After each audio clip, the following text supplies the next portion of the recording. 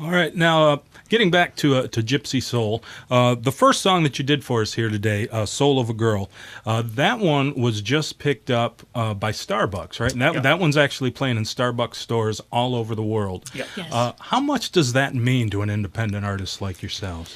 You know, I think it's excellent exposure, and it's exposure to people who are sort of like-minded. I mean, we're of that generation. We're definitely the Sure. Starbucks generation. You know, we love NPR stations. We read books. We like to drink wine. You know, it's that kind of culture. So I think we're reaching a larger audience base that gets what we do. So we're very grateful. Yeah. Hopefully. Well, our friend heard it in Singapore. We got a little email text from message, a friend of ours who was, I'm in Singapore and I'm hearing your I'm music. just in a Starbucks and I just heard Soul of a Girl. Yeah. That's It was- incredible. I mean, that was a really cool That's thing. so cool. That was that was a good moment. And also, your music has also recently become available on a couple of different sites like Pandora and on Earbits. And again, is that something that you guys had to really push to happen, or is it something that you were just notified that it was going to happen? You have to push for some of them. I mean, Pandora's a real mixed bag right now. There's a lot of controversy about, you know, their approach and, you know, what they're paying artists and not paying artists and wanting to pay them less. Right.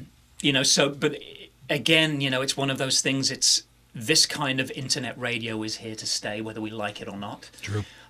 So, you know, Earbits was very easy to get on And they contacted involved. us. They contacted us. They said, you know, we've listened to what you do, and we think that our audience would really like what you do. Would you mind setting it up? So, you know, you have to be very careful as an indie artist to where you spend your time setting up, because there's 1,000 websites. And, you know, 995 of them are not going to do anything. And you can spend a lot of time chasing your tail, setting stuff up, uploading That's songs. for sure. You know, That's and for doing sure. all that kind of stuff. So you have to be really diligent about where you spend your time setting stuff up. Right. And you have to also make sure that you keep updating it. You can't just put it up there and forget about it, because that doesn't do you any good either. Now, coming from the tail end of the record company era, as they say, you know, you were on the big label, and then, you know, the label got sold and the band got dropped and all that. So you've been through that entire type of thing, and now as an indie artist, you know, recording and doing everything yourself. I was wondering if you could speak a little bit to the pros and cons of each. Are we missing anything by having the big labels kind of dissipating, or is it really a positive thing for artists? I think it's a little bit of a mixed bag. I think there was a certain percentage of the creative population that got a lot of attention and finances spent on them to make them household names. I think where we're at now, it's more of a level playing field. And we do workshops where we encourage people to make their living doing their art with the hopes of maybe attracting a record label one day, but that shouldn't be your focus.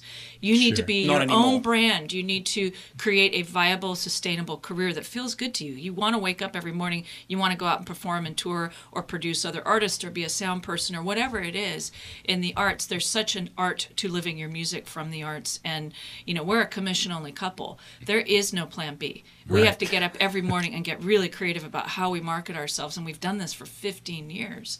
And so we love to encourage other artists and do these workshops.